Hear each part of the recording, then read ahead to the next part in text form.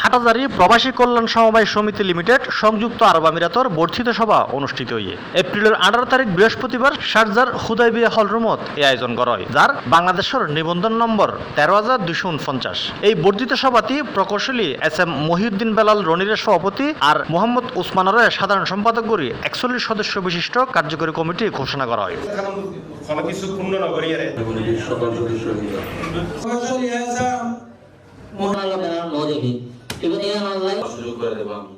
একতাই শক্তি, সামাজিক ও অর্থনৈতিক মুক্তি এই স্লোগানের সামনে রাখি বর্ধিত সভার মূল আলোচ্য বিষয়গুলোর আলোচনাপূর্বক পূর্ণাঙ্গ কমিটি ঘোষণা, কার্যনির্বাহী সদস্যের পরিচিতি, সদস্য সংগ্রহ ও করণীয়, সমিতির ভবিষ্যৎ পরিকল্পনা আর গঠনতন্ত্রের ধারাসহ বিভিন্ন বিষয় লই আলোচনা করা হয়। উক্ত বর্ধিত সভাত উপস্থিত ছিল উপদেষ্টা মণ্ডলী সহ হাটাজারি প্রবাসী কল্যাণ সমবায় সমিতি লিমিটেড সংযুক্ত আরব আমিরাতর কার্যকরী কমিটির সদস্য। সবশেষে দোয়া ও মুনাজাতের মাধ্যমে বিশ্ব উম্মার শান্তি কামনা করি অনুষ্ঠানের সমাপ্তি করা হয়।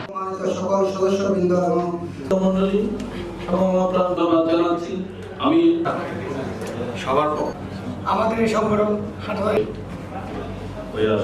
এগিয়ে যাব। Desk news, C+ TV।